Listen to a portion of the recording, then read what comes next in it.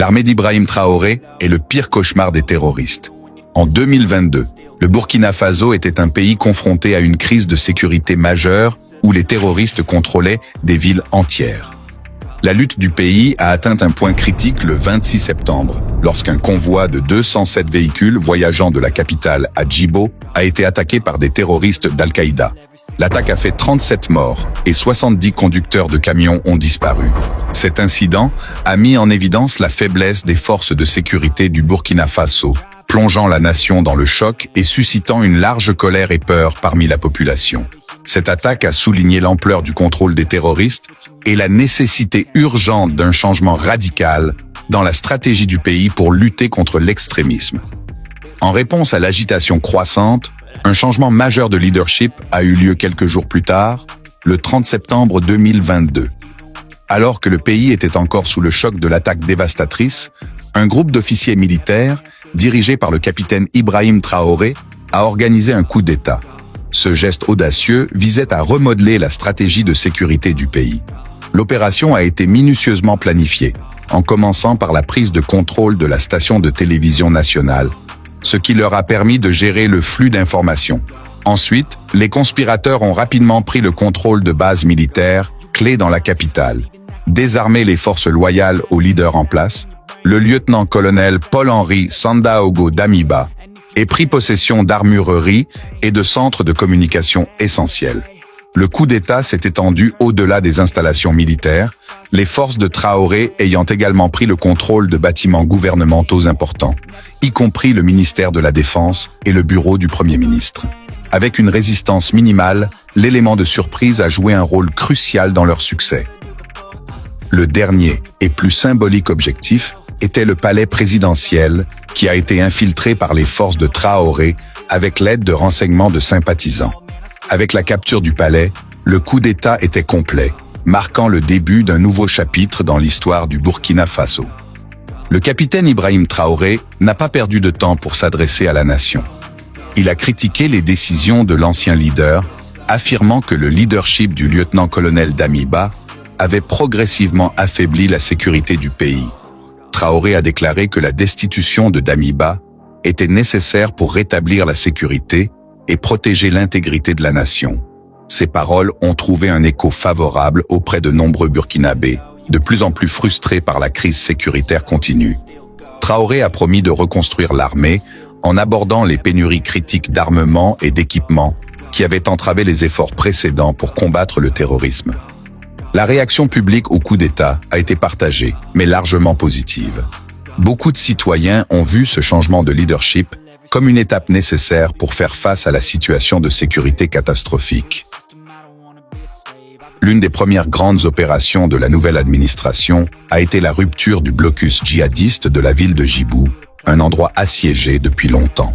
Cette mission a non seulement fourni des fournitures indispensables à la ville assiégée, mais a également servi de symbole fort de l'engagement du nouveau gouvernement envers l'action.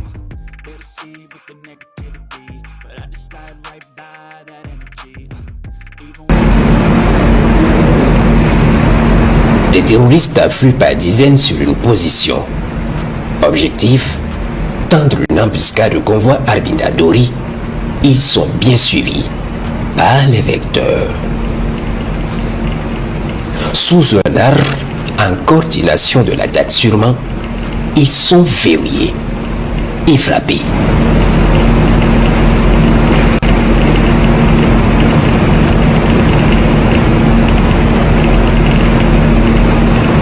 Ils sont brûlés avec leur logistique. Les cadavres et blessés sont visibles depuis les cieux. Le succès de cette opération a considérablement renforcé le moral national, donnant aux gens l'espoir que de véritables changements étaient possibles. Pour la première fois depuis longtemps, de nombreux Burkinabés ont eu le sentiment que leur pays pourrait tourner la page dans sa lutte contre le terrorisme. Bien que la bataille soit loin d'être terminée, les actions décisives du capitaine Ibrahim Traoré ont marqué le début d'une nouvelle ère, remplie d'une détermination renouvelée et d'espoir pour un avenir plus sûr pour le Burkina Faso. Au moment où le Burkina Faso était dans un besoin désespéré, la Chine est devenue un allié crucial. Lorsque l'administration du capitaine Ibrahim Traoré a cherché de l'aide, la réponse de la Chine a été rapide et décisive. Ils ont rapidement accepté d'envoyer plusieurs cargaisons d'armes et de fournitures militaires pour soutenir les efforts du Burkina Faso contre les groupes terroristes qui s'étaient implantés dans certaines parties du pays.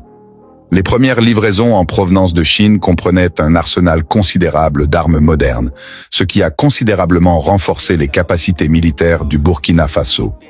Ces cargaisons comprenaient de nouveaux fusils, des mitrailleuses et une grande quantité de munitions, entre autres équipements militaires essentiels. Dès l'arrivée de ces fournitures, le leadership militaire du Burkina Faso n'a pas perdu de temps pour les distribuer aux lignes de front, où les soldats étaient engagés dans des combats intenses contre les groupes extrémistes. Temps nécessaire pour former l'équipage, pour qu'il puisse être assez bien drillé pour l'emploi efficace de ces moyens-là. Et retenez que nous sommes dans un monde de prédation. Pour avoir la paix, il faut faire la guerre. Donc, faites la guerre.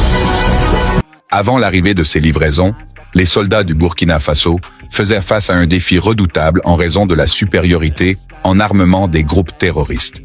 Ces derniers, mieux armés, étaient parvenus à surpasser l'armée, rendant difficile pour le gouvernement de protéger ses citoyens et de reprendre les territoires sous contrôle terroriste.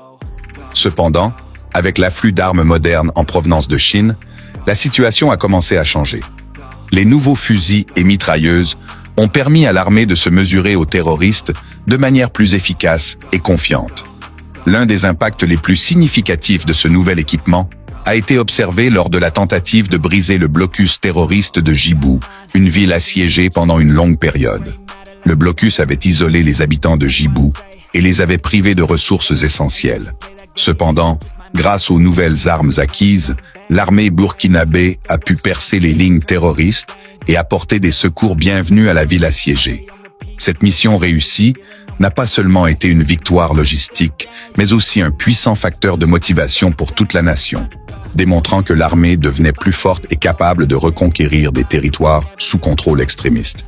Le succès de cette opération a fait grimper le moral de la nation, marquant un tournant dans la lutte du Burkina Faso contre le terrorisme. Pour la première fois en longtemps, de nombreux citoyens ont commencé à croire en la possibilité de changements positifs dans leur pays.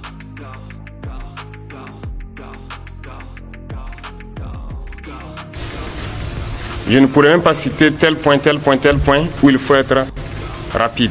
C'est tous les points. Au Burkina, tout est urgent. De la sécurité à la défense, à la santé, à l'action sociale, à l'infrastructure, tout est urgent. On va devoir aller vite.